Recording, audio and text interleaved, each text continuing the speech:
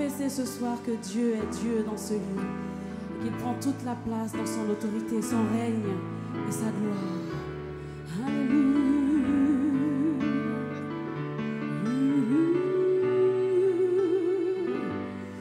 Dieu.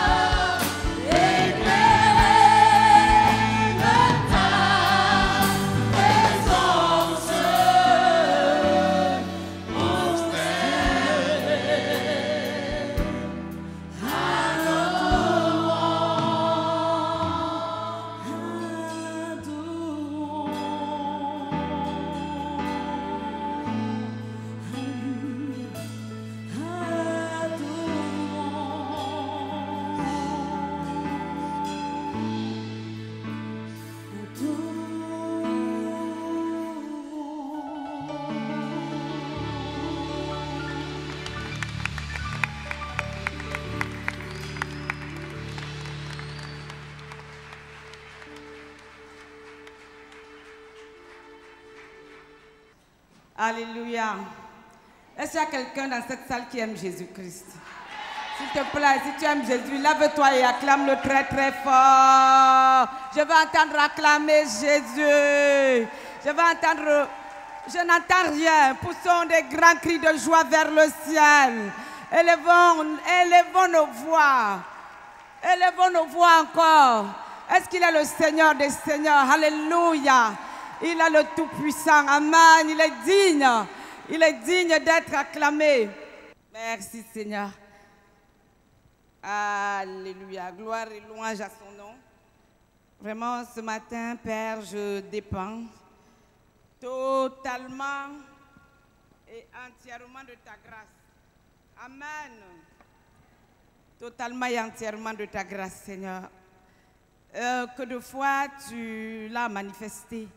Et je crois que tu vas encore la manifester ce matin. Alléluia. Vraiment, la parole, c'est toi qui l'as écrite, Seigneur. Et nul ne peut la prêcher mieux que toi. C'est pourquoi j'ai besoin de toi. Oh, cher Saint-Esprit, je t'invoque et je te laisse toute la place. Prends le contrôle de ce moment. Oh, que l'Église, que les femmes sans limite entendent ce que l'Esprit a à leur dire ce matin. Dans le nom de Jésus-Christ, je proclame la victoire totale du sang de l'agneau. Je contrecarre tous les plans de l'ennemi pour que ce moment ne puisse pas être apprécié. Et je déclare que la parole va être prêchée et que la parole va délier, la parole va guérir, la parole va relever, la parole va restaurer et que la parole va nous amener à prendre de nouveaux engagements avec notre Seigneur. Que Dieu va donner gloire à son nom ce matin et que toute la louange et l'honneur lui reviennent à lui seul. Et si tu es d'accord, dis avec moi Amen et Amen.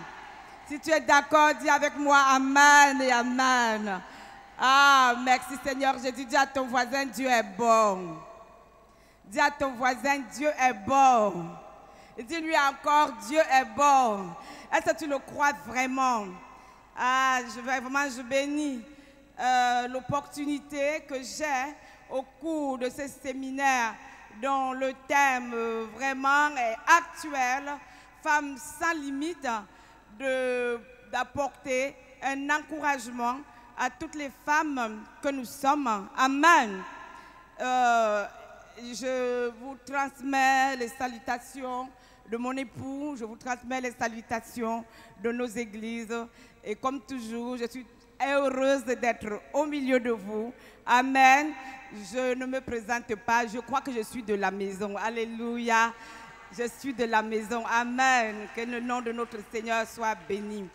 Alléluia. Gloire à son nom.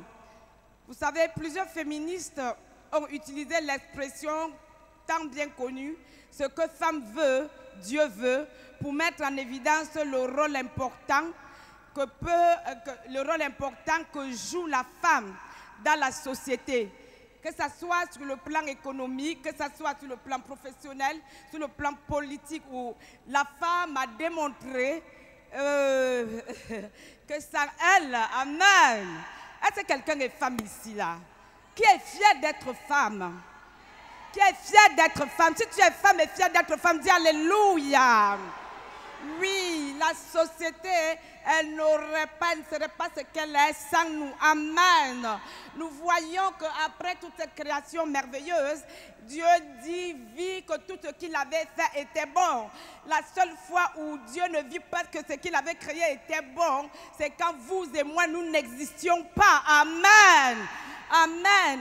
Alors, il a amené la perfection en plaçant Ève à côté d'Adam. Pourtant, Adam, je vous assure, avait un environnement qui répondait à son épanouissement. Mais il y avait quelque chose qu'il n'avait pas. Il n'avait pas un vis-à-vis. Il n'y avait pas Ève. Alléluia.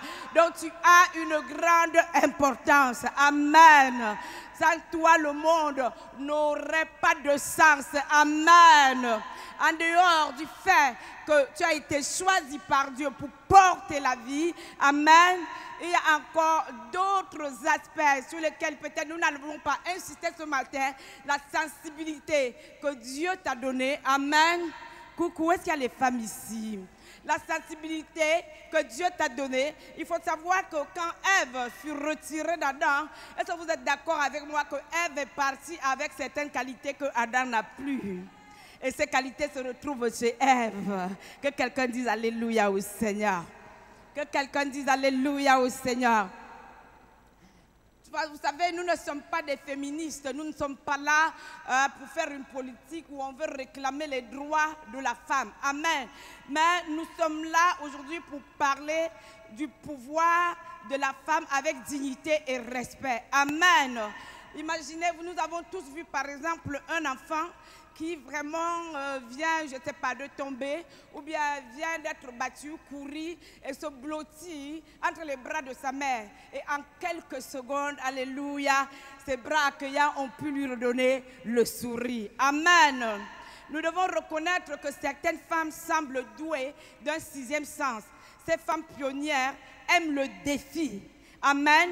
Elles vont plus loin que les obstacles et refusent l'échec. Qui est là avec moi ce matin? Oh Seigneur, dis à ta voisine, tu dois refuser l'échec. Quels que soient les obstacles, tu dois être une femme de défi. Tu dois être une femme qui transcende les situations. Tu es là avec moi? Nous réalisons, mes chères sœurs, il n'y a pas de frères, donc il n'y a que des sœurs. Amen. Nous réalisons, mes chères sœurs, que la vie n'est pas parfois facile. Mais le Seigneur nous appelle à transcender les situations difficiles, à ne jamais reculer. Dis, tu ne dois jamais reculer. Tu ne dois jamais démissionner. Tu dois toujours avancer. Tu dois toujours avancer. Tu es appelé à progresser. Tu es appelé à faire des pas en avant. Quelles que soient les situations. Alléluia. Quelles que soient les situations. Tu dois savoir, ma chère sœur, que le Dieu illimité vit en toi. Amen. Jésus-Christ vit en toi. Amen. Et Jésus est illimité. Amen. Et parce qu'il est illimité, tu es aussi illimité. Alléluia. C'est pour ça qu'il est venu vivre en toi. Il est venu vivre en toi pour faire au travers de toi des œuvres illimitées. Alléluia. Et vous voyez, nous sommes en train de vivre vraiment les temps de la fin. Là, nous sommes, j'ai envie de dire, à quelques années de l'enlèvement de l'Église. Il y a une seule fête biblique que nous n'avons pas encore fêtée, c'est celle des tabernacles, celle de la grande moisson. Amen. Celle de la grande moisson. Là où nous allons, moi, c'est pour ça que j'aime la vision G12. Parce que la vision G12 nous permet d'être ces femmes qui vont moissonner. Qui est là, qui est là, qui est là, qui est là? La vision G12 nous permet d'être ces femmes au travers de qui le Seigneur va amener des milliers, des milliers, des milliers et des milliers. Amen. C'est pour ça qu'il nous dit d'étendre nos cordages. Alléluia. Parce que nous serons des mères des milliers. Nous serons des mères des multitudes. Femmes, plus que jamais, nous ne pouvons plus accepter d'être assises pour chauffer les bancs d'une église. Il est temps que nous nous levons. Il est temps que nous bougeons. Vous comprenez? Et parce que après, quand l'église s'en va, le temps de l'église est fini. Amen. On rentre dans la grande tribulation et là c'est Israël qui va prêcher l'évangile. Donc c'est maintenant que nous devons nous lever pour prêcher l'évangile. C'est pour ça que je disais tout à l'heure que ce thème est très très actuel. Alléluia. Vous savez, nous sommes appelés à ordonner avec force et foi aux montagnes de sauter devant nous. Nous sommes appelés à demander aux collines de s'aplanir. Qui est là? Nous sommes appelés à vivre dans le surnaturel. Justement parce que nous vivons les derniers jours des derniers temps, le diable a délié toutes les forces qui lui restent afin de pouvoir s'aimer la confusion dans le monde. Mais béni soit Dieu de ce qu'il dit que dans ces derniers temps, il va faire quelque chose d'inouï. Il va répandre de son esprit sur vous et sur moi. Amen. Et si Dieu répand son esprit sur vous et sur moi, s'il nous révèle de sa force, c'est parce qu'il veut que nous puissions agir avec puissance, que nous sortions du naturel. Amen. Il y a des expressions que nous n'avons plus le droit de proclamer de nos bouches.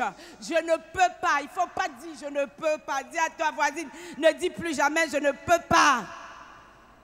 Ne dis plus jamais je ne peux pas, parce que je puis tout par celui qui me fortifie. Amen. Parce que nous pouvons tout par ce qui nous fortifie. Quelles que soient les souffrances, qu'elles soient physiques, qu'elles soient morales ou qu'elles soient spirituelles, nous ne devons jamais abandonner. Amen. Nous devons être capables de payer le prix afin de voir le témoignage de Dieu se manifester dans notre vie. Amen. Il y a tellement de femmes dans la Bible qui sont pour nous des exemples.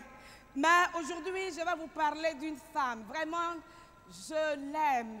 À travers cette femme, le Seigneur m'a tellement fortifiée, tellement encouragée dans des moments difficiles. Et vous savez déjà de quelle femme je vais parler. Nous allons parler ce matin un tout petit peu d'Esther. Amen. Et avant vraiment de prendre le passage, je voulais donner un court témoignage personnel. J'ai subi une grosse opération en février. Et parce que l'hôpital était très infecté, j'ai dû quitter juste quelques jours après l'opération. Et je revenais de Bogota. Et avec tout ce qu'on avait reçu, j'avais fait une promesse à Dieu. Un certain nombre de cellules que je voulais avoir.